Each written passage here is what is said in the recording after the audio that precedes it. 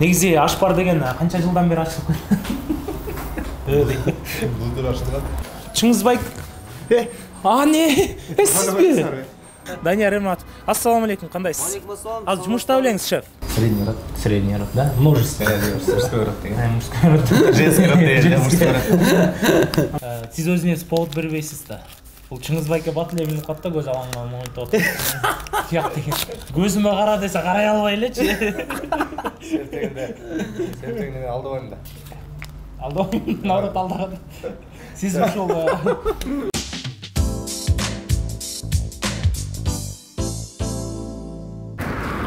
Ассаламу алейкум, жалпы достор, кайрадан бул эки сөз долбоору. Бүгүн биздин эки сөз долбоорубузда Кыргызстандагы эң миллионер жана бизнесмен адамдардын бизнестерине келдик. Булар чындыгында айтканда бул бизнес мындай эле бизнес, ал эми чоң бизнестерин биз кийин да көргөзүп беребиз. Бирок эми булар үчүн мындай да, а биз үчүн это большой бизнес. Азыр буну ким жетектеген, ким түзгөн десеңиздер, бул жакта бир түзгөн төрагасы, башкы директору, Ашпар федерациясынын уюмунун күрөш боюнча солисти деп койгонсуң. Данияр Эрматов. Ассаламу алейкум, кандайсыз? Алейкум ассалам. Азыр жумушта белеңиз, шеф? Жумушта эмне аласыңар? Эмне аласыңар азыр? Мен эмне сатасыз сиз? Эмне сатасыз? Биздин азыр шаурма самсы пловтор мындай рекорд коюп аткан кези. Шаурма канча сом? Шаурма 120, 100. Самсычы? Самсы 55. Самсы Султан чайчы? Султан чайбы? 40 сом. Мына достор, айтпадык беле, бул бизнесмендер бизнес ачып уже баш айланып калыптыр уже. Канча сотрудник иштейт? 5 иштейт. Эми бизнесмендер туура түшүнүш керек. Сиздин убактыңызды алып турсак болобу, анда үстүнө чыгып, отуруп сүйлөшөлү, Макул ооба, биякта жумуштар жетишпегенине байланыштуу өзүм да жардам бере калганмын да. Бошой албай атасыз. Мейлем сиздер сурасаңыздар чыгайын анда. Жүрүңүз. Ал эми биз үстүнкү этажга чыгабыз. Үстүнкү этажда кийинки негиздөөчүсү Чыңгыз мырза эмне кылып атканын азыр көрсөтүп беребиз биз сиздерге. Достор, азыр биз кийинки Ашпардын негиздөөчүсү Чыңгыз мырзага келдик. Азыр Чыңгыз мырза, мен ойлойм, шефке окшоп отурат бош керек, буйрук кылып баарын, Андыктан. Чыңгызбай. Не? Сизби? Сиз шефти отподу эле, сизди хозяин деп. Ассаламу алейкум. Просто жаңы ачылганга жумушчуларга берген акча жок. Өзүңүз ачып атасызбы? Өзүңүз сүртүп атасызбы? Просто эң колуман келген иш ушул экен, болсо шаурма жасамакмын. Сиз деген хозяинство отурушуңуз керек болчу да, не? Эмеге акча жок болот да, сотрудниктерге? Жок, эми биринчи очередь тазалык да, ошого карап турушум керек. Все, өзүңүз да сүрүп турасыз, 1-2 күндө. Анда жумушта апарайм, жакшымы? Мына чоң объем мындай. Ассаламу алейкум, кандайсыз? Азия мол сүйлөшүп берсең. Азия мол сүйлөшүп берели. Сиз буну кармап туруңуз. Луиза, сен сүрө кал. Анда Ашпарыңыздар менен куттуктайм. Ашпарда Кыргызстанда 1 жылдан бери кичине мындай брендке айланып, өзгөчө фастфудтар жасап атасыз. Анда биз кол чабуулар менен кийинки ушу сизге бизнес партнер болгон Данияр Эрматовду чакырып алсак. Алда келди беле? Данияр байке. Салам. Келиңиз. Ассаламу алейкум. Алейкум ассалам. Жүрүңүздөр, анда шефтер бир жерге отуруп общение кылалы. Негизи Ашпар деген канча жылдан бери ачылып келди? Булдур ачылган. Былтыр ачылган, Уже канча точка бар? Экинчи точкасы Ашпар. Экинчи точкасы ачылды, Бул ача турган идея Ашпар деген ойлор каяктан келди эле сизге? Могу карантин башталганда үйдө жатып курсак ачып, адамдар баары эле тамакты ойлоп калды го, акыры кантип жашайм. Шаурма карызга бербей коюп уккан бир фастфуд, Кичинекейинде болгон десең, ошол анан ойлодум, значит тамак нерсе ачыш керек экен деп. Ошодон идея жаралып, аракет кылып, жоктон бар кылып бир точканы ачтым площадьда. Өзүңүз мурда майка кийип барганда майкаларды реклама кылып калдыңыз, модельный агентстводачы. Ошо ал жак менен дальше кете албай калдыңызбы? Жок, эми уже возраст келип картайып баштаганда ал жаштар чыга баштады. Жаштар чыга баштады, лучшийлер чыга баштады. Красавчиктер чыга баштаганда кыздарга эч болбойт экен. Сагын талкалады окшойт бүт баарын, Сагын экөө дагы деле конкурент экөө. Ооба, дагы. Экөөнүн видеолорун көрсөң, экөөнүкүнүн башкача мындай басып келип турган, минтип койсо эле просмотрго. Биз просмотр үчүн канча чуркайбыз. Анан ушул Данияр байке мисалы сиздин мурдада бизнестериңиз бар экенин билебиз, аны айтпай эле коелу. Бирок ушу Чыңгыз байке менен эмне болуп макул болуп калдыңыз, бизнес партнер болгонго? Же ушу ашпардын келечеги бар деп ишендиңизби? Ооба, мен Чыңгыз баягы өзү айтып атпайбы, карантинде ашпар деп ачканда эле. Анан мен айылда болчумун. Сүйлөшүп, менде дагы ушундай идеялар бар болчу. Экөөбүз сүйлөшүп калчук. Анан бул Чыңгыз дагы мындай жакшы бала да, пейили кенен. Ушуну эле иштетебиз экөөбүз. Кийинки филиалдарын чогуу ачабыз кааласаң деген да. Мага аябай заматта жаккан болсо даяр бизнес. Чыңгыздын өзү деле аты чыкты, баягы ашпардын атычы. Анан мен дагы мага дагы жакты. Анда чогуу иштетели деп кайра мен Чыңгызды шаштыра баштадым. Анан ошентип ушул жерге ачтык. Кудайга шүгүр, жакшы. Эң негизгиси мага ошол ашпарга барганда баягы шаурмасы, мына плов, самсы жаккан да магачы. Жаккан үчүн анан эң негизгиси ошон үчүн иштешип калдык да. Эгерде жакпаса, анда иштеше албайсың да. Эми жакпаса, бирөөлөрдү байлап алып келсең деле, күндө концерт койсоң деле көңүл үчүн келет да, эртеси кайра жок болот да. Ооба. Анан эң негизгиси жакшы болуш керек деп ошол шаурмалар жаккан үчүн чогуу иштешип атабыз да. Негизи өзү бизнеске атташ, ушу бизнестин кандай кыйынчылыктары бар ушул? Сиз го эми бул фастфуд жагын биринчи жолу түшүнүп атасыз го деп ойлойм. Башка эле бизнестерде мисалы ырчылык менен алектенип келип, көбүнчө убакта азыркы убакта мен ойлойм, карантинден кийин көп адамдар, ырчылар эле эмес, көп адамдар, шоуда жүргөндөр, ар кандай адамда жүргөндөр мындай, бизнес кылыш керек экен деп ойлонуп калдык да. Сизге ошол ой мурда эле келди беле же карантинден кийин келдиби? Сиз өзүңүз айткандай, мурдатан эле бар да, бизнестер бар, Кудайга шүгүр. Автозапчасть бар, авиакасса бар, швейный цехтер бар. Анан эми бул мына фастфуд боюнча буну реклама кылыш керек экен да, бул бизнестичи. Ал болсо баягы бул ушундай нерсе экен. Реклама кыла турган, аларды деле аябай деле реклама кылып деле, мисалы үчүн авиакассаны да реклама кылыш керек экен. Анан кийин баягы автозапчасть ал өзүнчө боло берет экен да, наоборот элдер өздөрү издейт экен да. Анан буга чейин бул чоң мындай риск деп коет го, мына тоокел деп коет, өзүң мындай тоокелге барыш. Тоокелге барасың да, рисковать этип, акчаңы саласың, баягы каштап чогулткан акчаны чөмүктөп чачасың дегендей. Анан бул жакта эми эң негизгиси буну Чыңгыз иштетет да. Баягы Чыңгыз экөөбүздүкү, бирок Чыңгыз көбүрөөк жоопкерчилик, Чыңгыз алат себеп, Чыңгыз айтып атпайбызбы, баягы бул жактын кухнясын Чыңгыз жакшы билет да. Ошон үчүн мен Чыңгызга акча экөөбүз чыгарабыз ортодон кайра эле жок болуп кетет де. Чыңгыз эмне болду десем, тиги жазып койгон болот, моду көрсөтүп коет мага. Кайра эле жок болот да. Бул ошон үчүн көп мындай тоокелчиликке барат экен. Сен ошол бизнесте кыйынчылык болот, негизи баягы көбүнчө бизнес партнерлордун мамилеси келишпей калганда болот. Анан ошо мамилеңиздер кандай ортодо? Достук бойдонбу же сүйүү бойдон? Данияр экөөбүз тең мындай эркекче жүргөн балдарбыз. Эркекче эле сүйлөшө алабыз. Алдын ала айтчы. Содада достук жок деп коет да, мисалы. Эми биз ал жактан честно сүйлөшөбүз да. Тарстан сүйлөшөбүз, как она эслечи. Алдабайсыз, Жок, Кудай сактасын. Бирок көздөрүңүз башкача да, алаңдап эле турасыздар. Сиз ишенесиз, партнер катары. Азыр көздөрү башкача дегендей мен дагы неме бере баштадым, назат бере баштадым. Монтип турат көздөр, шырт монтип. Чыңгыз экөөбүз 1 айылдан болобуз.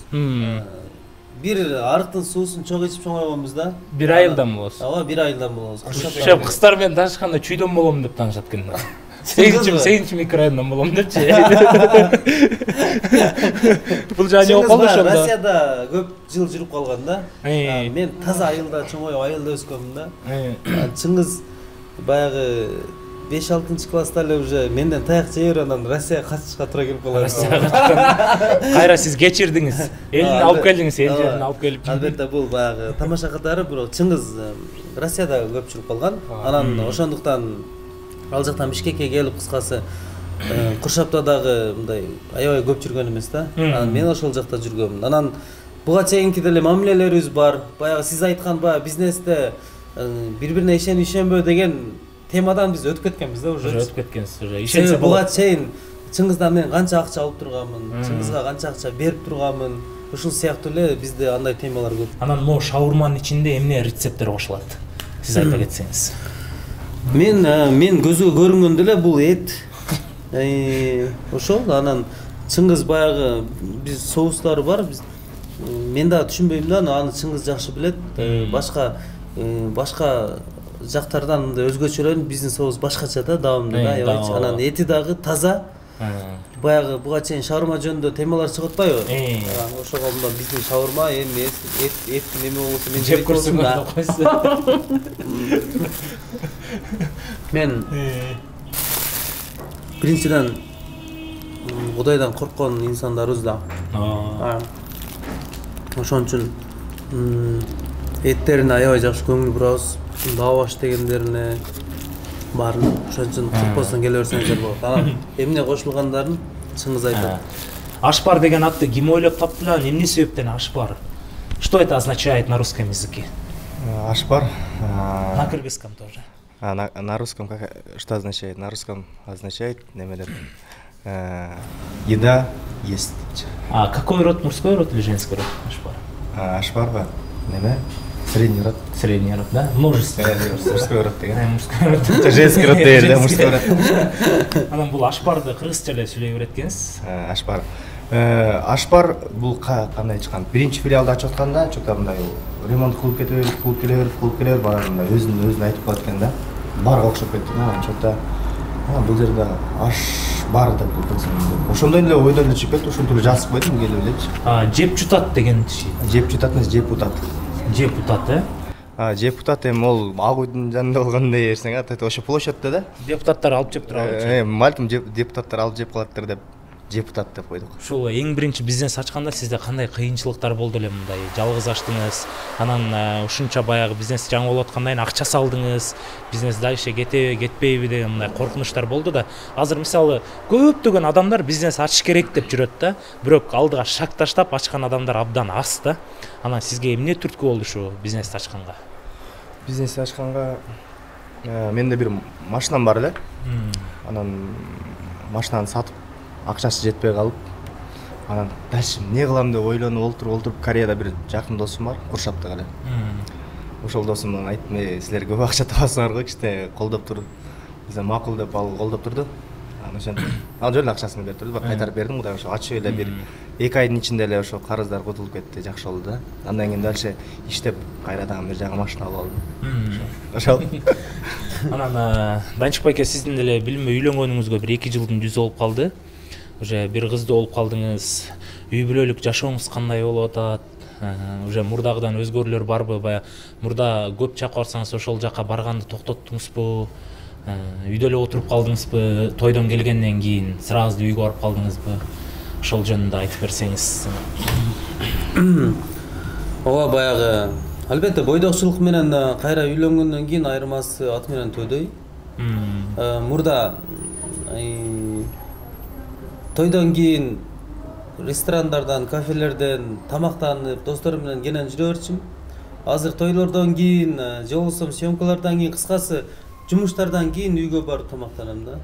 Үйгө барып тамактанасыз, сөзсүз түрдө. Ал ошондой, кааласаң каалабасаң да. Курсак ток болсо деле ичесиз. Курсак токпу, ачпы, короче, тамагын жеш керек деп. Тамагын жеш керек.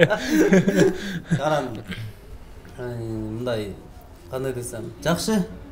Кыскасы мурдагыдан өзгөчөлүктөрү мындай башка кандай десем көп да. Мисалы үчүн жаңы эле айтып кетпедимби, кенен жүрөсүң, неме үйлөнбөсөң, тиги досуңкунда кала бересиң, тиги досуңкунда кала бересиң, каалаган жакта жүрө бересиң. Азыр болсо чоң жоопкерчилик бар да. Сөзсүз түрдө үйгө барыш керек. Ооба. Үйгө барыш керек, үйгө барып ошо кыздуу болгонбуз, мисалы үчүн ошого шашам, мисалы үчүн мен дагы аябай жакынмын да, жаш балдарга. Анан мисалы азыр сиз творчествонун уже почти туу чокусуна жетти десек биз жаңылышпайбыз да. Уже Данияр Эрматов деген атты уже Кыргызстанга жасап койгонсуз да. Анан уже дальше кандай пландар болуп атат? Ушун туу чокусуна жеткенден дальше кандай максат койсо болот? Же балким бизнес менен кетесизби? Же балким орусча чыгарырдайсызбы? Же англисче чыгарырдайсызбы? Азыркы убакта кандай пландар болот? Чыгармачылыкта.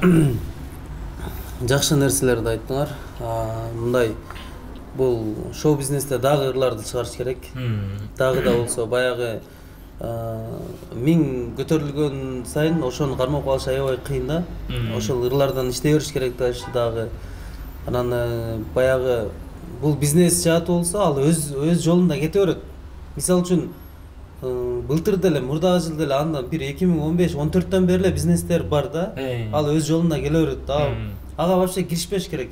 Мисалы үчүн чыгармачылыкка кирген адам чыгармачылыкты биринчи орунга коюш керек деп айтам да. Себеби мен буга чейин баягы хобби деп койчумун да, чыгармачылыкты хобби, ырдасам кааласам ырдайм, кааласам ырдабайм. Жөн эле деп эле анан кээ баягы аз ырлар чыгарып коет. Мен өзүм үчүн эле мындай деп коет го, калп ал. Өзүм үчүн эмес, ал эл үчүн, элге өтсүн деп ырдайсың анычы. Анан кийин чыкпай калса же кетпей калса ал мен өзүм үчүн эле мындай эле кээде ырдап коем деген туура эмес да. Ал өзүңө атка тартып атканың да. Чыгармачылыкта биринчи орунга коюш керек. Албетте менин позициям ошондой да. Биринчи орунга койсоң анан кетет. Буга чейин хобби деп мен деле жүргөм, андан кийин кой биринчи орунга койбосом болбойт экен. Биринчи орунга коюн чыгармачылыкты. Анан мен үйлөнгөндөн кийин баягы Кудай сактасын, үй бүлө же чыгармачылык десе мен үй бүлөнү тандайм да. Себеби үй бүлө да бар. Бүт жумуштан бийик турат го деп ойлойм. Анан бирок ошону келинчегиң түшүнө билсе, чыгармачылыкты биринчи орунга коюп кете берсең болот да. Азыркы убакта ошол келинчегимди айтып калдыңыз. Мындай жеңемдин кызганган күндөрү болобу? Жеңем мындай эмнеден кызганат мындай? Мындай эсиңизде калып мындай күлгөн убактарыңыз болду эле, ушул үчүн да кызгандыбы деген сыяктуучу. Башында үйлөнгөнгө чейин эле сүйлөшүп алганбыз да анысы. Ушундай болот. Мындай кызганычтар башкалар менен да сүйлөшө берем. Башка мисалы үчүн мен менен сүрөткө түшүп калышат, мага жазышат Инстаграмдан, чалышат. Ушундай деп баарын көргөн, билген, сүйлөшүп жүргөндө элечи. Анан үйлөнгөндөн кийин ошондой болот баары деп түшүндүрүп айткам. Азыр деле ошол көрмандарым жазып турат, чалып турат. Мына кызганган повод берилек азыр. Болот, кез-кезде байкалып калат мындай. Кээде байкал. Анан мындай ошол тараптан эмес да, мисалы үчүн көрмандарды айткам да менчи. Ушундай мени себеби көрмандар ошол мени сиз айткандай ушул деңгээлге көтөргөн ошолор да. Мен аларга ардайым. Данияр мурда кандай Данияр болсо азыр да ошондойм. Ошон үчүн мен эч качан аларга баягындай орой мамиле жасабайм. Жасай албасам деле керек, мен андай жүрөгүм чыдабайт андай нерсеге. Анан баягы кызганыч учурлар кээ бирде мындай байкалып калышы мүмкүн, бирок аябайм ондой байкала элек мындай. Акырын кичине кызганат. Кичине. Бирок аны сезем сыртынан. Сиз өзүңүз повод бербейсиз да. Бул Чыңгыз байке бат эле билинип калат да, көз алаңга моментте отуруп. Тияк деген. Көзүмө кара десе карай албай элечи. Себептен мен алдабайм да. Алдабайм, наоборот алдаган. Сиз ушул азыркы досторуңуздун шоу бизнес чөйрөсүндөгү өзүңүз эле шоу бизнесте боласыз, көптөн клиптерде көрүп калабыз. Жада калса сиз менен чогуу тартылган клиптеги кыздардын сулуулугу сизге жетпей кетет да, мисалы. Азыр мен мисалы ыр жастырып клип тарта турган болсом, сиз главный ролдо боло турган болсоңуз, сизден ашык сулуу кыз табыш кыйын да, негизи клиптечи. Кандай дейсиз? Ооба, туура айтамбы? Туура. Андан кийинки суроо ошол качан үйлөнөсүз? Эми бизнести ачтыңыз, көп нерсени кылып койдуңуз. TikTok'то көбүнчө көрүп калабыз, 2002 жылкы TikTok'то бийлеген кыздар менен көп жүрүп калат да, русскоязычный кыздар мененчи. Эми 2002 жылкы кыздар мен менен мага ылайык деп ойлойм. Себептен алар да уже 20га чыгып калды. Менден возрасты мага туура келет го дейм үйлөнсө. Когда женитесь? Буйруса ушул жылы. Ушул жылы, жеңиңиз бар. Ушул жыл дегенге ишенбейм мен. Аз жок, ошо караштырып атам. Азыр бизнестен кийинки эле ойдун баары ошол жака кетип атат. Ошол жака кетип атат, э? Үйлөнүш керек. Мындай үйлөнгөндө мисалы мен азыр үйлөнсөм мындай жашоом токтоп калган сыяктуу сезиле берет да. Мындай баардык жака бара албай каласың, эч ким менен сүйлөшө албай каласың. Мен эле ошондой ойлогом. Бирок баягы баары ырыскысы менен дегендей, Кудайым ырыскысы менен берсин деп тиленишибиз керек экен да. Анан ошончу баягы ал нерсе кете берет экен. Наоборот, тапкан акчаңар аябай берекелүү болуп, үйдө сактасаңар, үйдө туруп, тамакты үйдөн ичип, үйдөн жеп, баягындай үйгө барып кеңешип, мындай кылалы деп акчаң наоборот үйдө көбөйөт да. бизнес ача тургандарга эмне кеңеш бере аласыздар? Мисалы ачыш керек деп жүрүшөт азырчы. Кеңеш аракет кыла бериш керек. Бир күн болсо бир күн болот. Анан бир ай же 10 күн болбой калса да артка кайткан болбойт. Умтула бериш керек. Баары болот. Туура жол менен. Туура жол менен. Сизчи? Биринчиден көзү жетиш керек деп ойлойм. Мисал үчүн көзү жетиш керек да. Мо чыгармачылыкта бир ыр чыкса, ошого көзүң жетсе, жетпесе аны эл кабыл алып кетиши мүмкүн да. Ал мындай аябай мындай ар бир ырга көзүң жетип атса, ар бир ырды биз бирдей деңгээлде чыгармакпыз да, мисал үчүн. Анан кээ бир ырлар өзүбүзгө жакпай калса элге жагып кетет да. Чыгармачылыкта ошондой. Ал бул бизнес жаатында бирок ошону билип туруп анан кылыш керек деп ойлойм. Ошону мисал үчүн бул мен мына ашбарды ачып атканда шаурмасына, мына самсыга, ашка мен ишендим дагы. Жеп көрдүм өзүм. Баягы поварларды кайра башка көптөгөн поварлар келди. Самсысын жаптырып көрдүк. Баягы оштон болобуз да биз дагы самсыларды аябай жакшы билебиз да, кандай чын эле жакшыбы, чын эле жакшы эмеспи, ошолорду аябай жеп көрүп туруп кечиресиз, сиздин жапканыңыз бизге жакпады деп кээ-биркилерин кетирген күндөр болду. Анан пловторун карадык, шаурмаларын карап туруп, анан ошого көзүбүз жетти дагы, анан ошол нерсени ачтык да. Анан эгерде шаурмага же ушул тамактардын бирөөсүнө бир аз неме болсо, сомнение болсо, биз ошол тамакты кылбайт болчук да. Кылбайт болчусуз. Ошол сыяктуу эле бизнесте деле ошол бир нерсени кылганда кыла турган нерсең качествого жооп бериш керек экен да. Көзүң жетиш керек деп ойлойм да. Көз жетиш керек. Тамак иштик, ашты жедик. Мен мисалы бир шаурманы мондай толук жеп бүттүм. Кайра бир мондай аш жедим. Чындыгында тамак абдан даамдуу экен. Мен вообще реклама кылган жоктум да, достор. Чындыгында келсеңиздер эч качан өкүнбөйсүздөр. Анан сиздерге баягы бул район негизи орусча айтканда проходимый район да. Бул жактан элдер көп өтөт да. Ушул жерге ачканга кимде идея келди? Сизде келдиби же сизде келдиби идея? Биз экөөбүз канча издедик? 5 айдай издедик да, место таап албай койду да. Место көп болду. Могул жерде деген монтип жазап койгон үчүн гана окшошуп атат да. Болбосо бул жерде эч ким элестеткен эмес да, ушундай бирдеке ачса болот депчи. Бул жерде издеп жүрүп ушундай проходимый местаны издеп жүрүп анан мен таап алып, Даниярга предлагать этсем, Данияр, давай ушул жер болот, жамансыман жер деп. Tamam, буга чейин баягы көп жерлер чыкты. Анда Чыңгыз мынтет эле да. Могу жерде ачсак болот окшойт дейт болчу да, болот окшойт. Болосо ал жер даяр да. Даяр жасалган ичичи. Арендасы мынча экен, болот окшойт дейт да. Мен барам. Действительно ичи сонун жакшы, бирок мындай парковка жок, же мындай эл деле жок жерлер да, мындайчы. Мындай жылдызы жок да кыскасы. Анан бул жер вообще эле ичи жасалган эмес, өзүбүз кылдык да баарын. Анан Чыңгыз айтты, доске бир жер таптым, болот ошол жер деди да. Дегенде эле мен түшүндүм, болот экен значит деп. Анан келип көрдүм, чын эле эң сонун жерден таптым. Эң сонун жер экен. Ана биз отурдук, общение кылдык. Эми чогуу ичин, чогуу көрсөтүп берсеңиздер, ар бир кухня кандай иштейт, кандай тазалыкта иштейт, санитарияга жооп береби?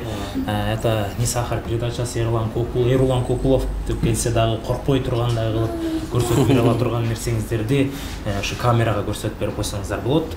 Андыктан келиңиз, Омин Улпайұлы быйыл Чыңгыз байке турмушка чыгып кетсин, то есть быйыл Чыңгыз байке үйлөнүп, теңин табып, ушул Ашбар алдын ала өнүгүп, өсүп, Ашбар деген точка Кыргызстанда эле эмес, башка жакка дагы франшиза болуп, бренд болуп кете берсин. Ушул бойдон токтоңуздар. Ийгилик сиздерге. Амин. Достор, азыр шаурма кантип жасалат жана кантип өзгөчө жасашат экенин биз сиздерге көргөзүп берели. Анда ичине кире берели уже.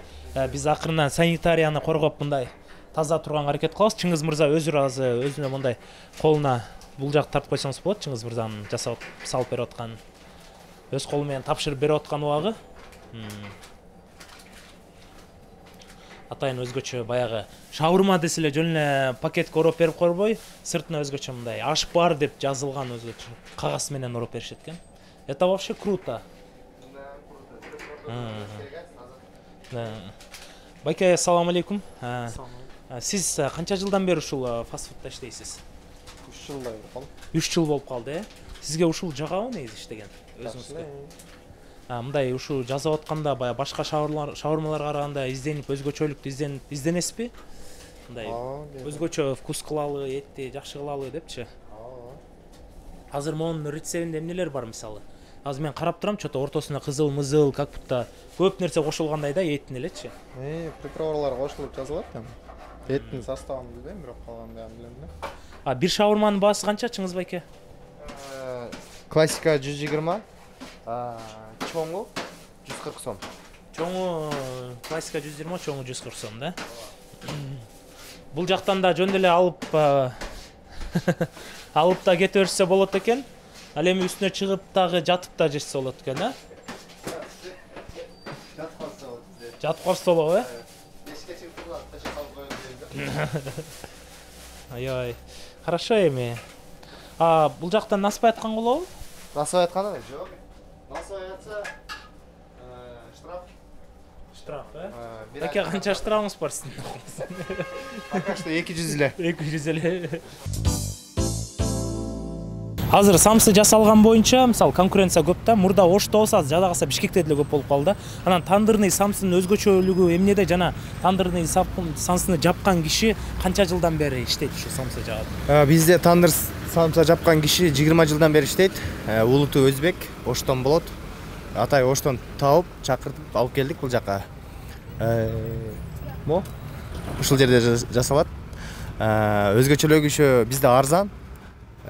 Генендиги генен, көлөмдүгү чоң, 55 сомдон. Эти көп, май аз. Бирок жесең аябай сочный да. Сочный да. Урматтуу достор, бүгүн биздин эки сөз долбоорубузда ушул эки мырза конок болду. Чындыгында бул байкелерибизди көрүп биз дагы өсүп келе жатабыз. Бул бизнес баягы мындай өзүңүздөр көргөндөй ичи дагы абдан кененкен. Буну ачып коюш, мындай тартып коюш оңой эле, бирок буну кылыш өтө оор. Ошондуктан сиздерге ийгилик каалайм. Жана биздин жакшы бир эки сөз долбооруна бир жакшы бир келген коноктордун бере турган белек бир долбоору бар.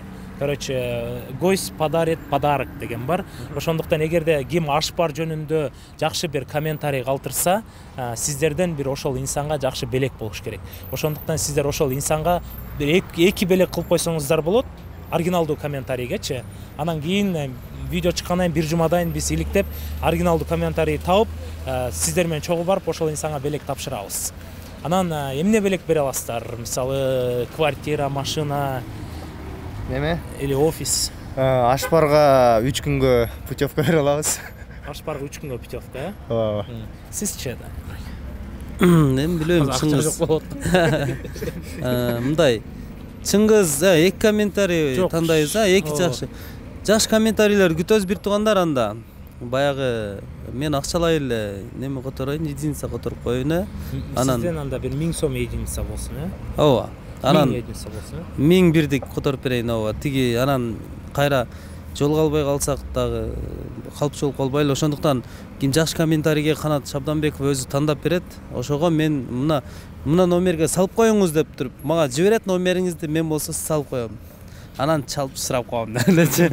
Депутаттарды эле алдадыңыз го ше. Точно. Андыктан сизден 3 күндүк путевка Ашпарга. Калашынча жесе болот, бир маалдан келип, а? Бир маалдан келип. Анан сизден 1000 единица болду. Ошондуктан оригиналдуу комментарий калтырганга аракет кылабыз. Сиздер дагы эки сөз долбоорундагы жалпы көрүүчүлөргө, жалпы кыргыз элине жакшы бир каалоо тилектерди айтып кетсеңиздер болот. Така. Биринчиден рахмат. Биз менен бөлүшүп, биздин жакшы жаңылыгыбыз менен эл менен дагы бөлүшкөнүңө. Анан жалпы мекендештерге ийгилик каалайбыз. Ар бириңиздерге ийгиликтер болсун. Мээнеткечтер аябай көп, бизнесмендер аябай көп. Бул биз үчүн баягы чакан бизнес, бирок чоң дагы бизнес деп айтабыз. Анан жалпы бизнес кылып жүргөн инсандар дагы көрүп аткандар көп болсо керек. Сиздерге да ийгилик, сиздерди эми түшүндүк. Себеби сиздер ошончо чоң баягы ресторандарды, чоң маркеттерди салган инсандар дагы эми түшүндүк да. Барыңыздарга ийгилик. Анан эми бизнес баштайм деп аткан бир туугандар, сиздерге дагы ийгиликтер болсун. Анан Ашпарга келип туруңуздар. Сиз айт. Күнүнө канча сом түшөт бул жактан? Ал коммерческий тайна деп коет, бирок Кудайга шүгүр эле жакшы. Биз ачылганга 3 күн болду, жакшы эле болуп атат. Жалпы каалоо тилек айтып кетсеңиз болот. Баарына биринчиден ден соолук, аманчылык. Ошол күлүп жайнап жүрө бергиле. Баары Кудай буйруса жакшы болот. Ошол Даниярдын сөзүнө толугу менен коштум. Ашпар жеңиз. Ашпар жеңизди. Да, это два слова долбоору, эки сөз долбоору. Жалпы биздин катталуучуларга салам деп коюңуздар. Хорошее настроение менен. Барыңыздарга салам, барыңыздарга ийгилик. Подписывайтесь на наш канал. Канат шоу менен. Два слова долбоору. Деп басып коюшат го. Тарта бермен, пранкка сала берем. Болуп калдыбы? А? Иә. Дейсиң? Кечинде каяка барасызчы? Кечинде тойго барам. Тойдон чыгып каяка барасыз? Тойго үчөөбүз менен тойго баратканбыз да азыр, э? Кечинде эмес, уже эле кеттик. Кошумча акча жетпейт, ат акча жок белесиз. Мейли берейин. Билип атат, камера тартып атканда киргesi. Бер. Кот я в лоб стою уже. Иә. Саттыңар го десең. Саттыңар.